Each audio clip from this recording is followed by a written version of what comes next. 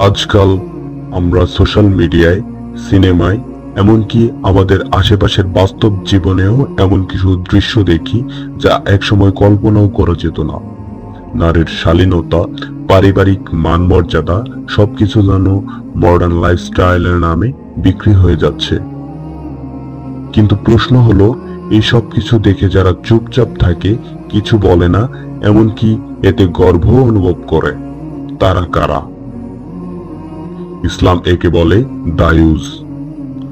দায়ুস হলো সেই ব্যক্তি যে তার পরিবারের নারীদের অনৈতিকতা বা বেহায়াপনায় বাধা দেয় না, বরং চুপচাপ মেনে নেয়।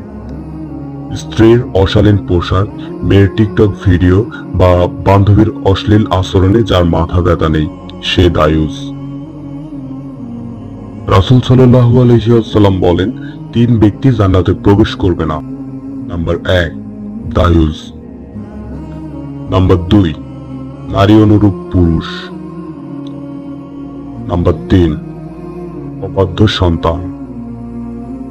সুনান আন-নাসাই।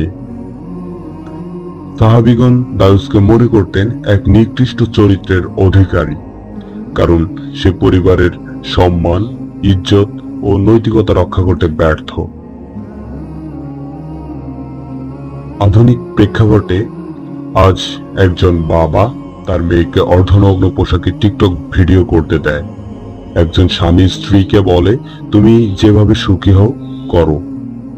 কেউ কেউ বলে, এটা ওর শরীর, ওর স্বাধীনতা। কিন্তু প্রশ্ন হলো, ইজ্জত যদি নিজের হয় তবে লজ্জা কেন হবে সমাজের? ইসলাম নারীর মর্যাদা দিয়েছে, পুরুষকে দায়িত্ব দিয়েছে। একজন মুসলিম পুরুষ যদি নিজের পরিবারকে হারাম, বেহায়াপনা আর অপসংস্কৃতির আগুনে ঠেলে দেয়, তবে সে শুধু দায়ুস নয়, বরং পরকালীন ধ্বংস নিজ হাতেই তৈরি করছে। ভাই বোনেরা, স্বাধীনতা মানে বেহায়াপনা নয়। নিজের পরিবার, বোন, স্ত্রী, এদের হেফাজত করা ঈমানের অংশ। আজ যদি আমরা দায়ুসদের সমাজ স্বাভাবিক করে ফেলি, তাহলে আগামী প্রজন্ম আর আমাদের মর্যাদা চিনতেই পারবে না।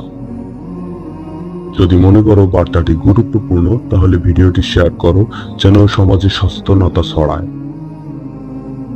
আল্লাহ আমাদের সবাইকে পরিবার রক্ষা করার হিম্মত দান করুক। আমিন।